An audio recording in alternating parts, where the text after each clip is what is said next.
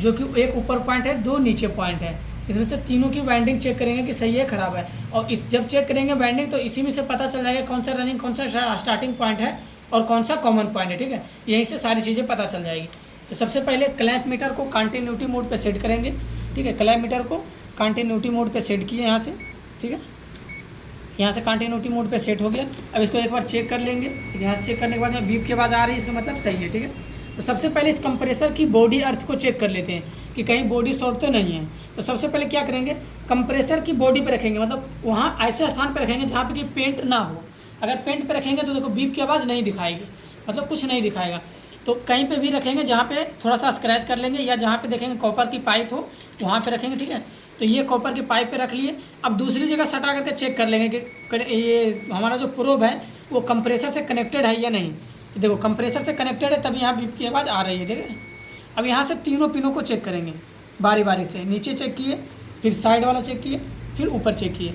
तीनों में से किसी से पे बीप की आवाज़ नहीं आनी चाहिए। अगर बीप की आवाज़ तीनों में से किसी पिन पर से भी आएगा तो इसका मतलब कंप्रेसर हमारा बॉडी शॉर्ट होगा, यानी कि बॉडी अर्थिंग है कंप्रेसर, ठीक है। अब इसकी बाइंडिंग चेक करेंगे, तीनों बाइंडिंग इसकी ख़राब है या सही है।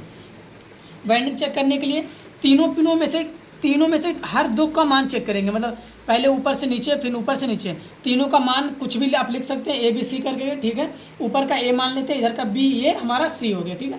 तो ABC करके के पॉइंट बना लीजिए, ABC, ठीक है। तो ABC में सबसे पहले A से B को चेक कर रहे हैं, A से B चेक कर रहे हैं, ठीक है।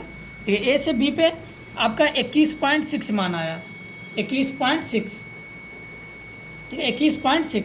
अब A से C को चेक कर रहे हैं, A से C को जब चेक करेंगे तो उस पर देखिए कुछ ना कुछ रीडिंग दिखाएगा।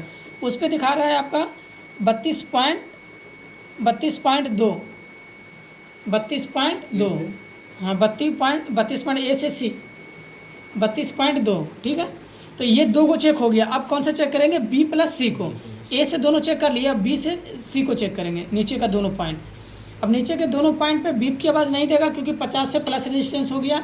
तो कंटिन्यूटी पे हम लोग जानते हैं कि 50 से कम रेजिस्टेंस रहेगा तभी बीप की आवाज़ देगा, ठीक है। तो इस पर आपका कितना रेजिस्टेंस शो कर रहा है, 53.8 है, यानी 53.8 है, ठीक है, 53.8। अब तीनों पर रेजिस्टेंस चेक कर लिए ना, तो तीनों पे हम आपको क्या बताएंगे, तीनों पे डिफरेंस मान आनी चाहिए। कंप्रेसर को जब तीनों पिनों को चेक करेंगे तो डिफरेंस मान आनी चाहिए। अगर डिफरेंस मान आ रहा है इसका मतलब उसकी बाइंडिंग सही है, कंप्रेसर की बाइंडिंग क्या है, सही है। अब इसी पे यहीं पे चेक कर लेंगे कि कौन सा कॉमन, कौन सा रनिंग, कौन सा स्टार्टिंग पॉइंट है, ठीक है। तो ये तीनों पिनों से आपका मान निकल जाएगा। चलिए यहाँ पे एक बार आप देख लीजिए कॉपी में, देखिए यहाँ पे क्या हुआ, हम 3 मान लिखे हैं, A, B और C। A और B के मान कितना आया था, 21, और A से C का मान कितना आया, 32, B से और C का मान कितना आया, 53.8। तो इसमें से आप कन्फ्यूजन, यहाँ पे थोड़ा ध्यान दीजिएगा, जिस दो वायर पे सबसे अधिक मान रहेगा वो दोनों वायर किसका रहेगा, स्टार्टिंग और रनिंग का। तो इसका जो नीचे वाला प्रोब था, ये नीचे वाला पॉइंट, इन दोनों पे क्या था, सबसे अधिक मान आया है 53.8। तो मतलब B प्लस C, यहाँ पे लिख सकते हैं B प्लस C बराबर कितना आया है, 53.8।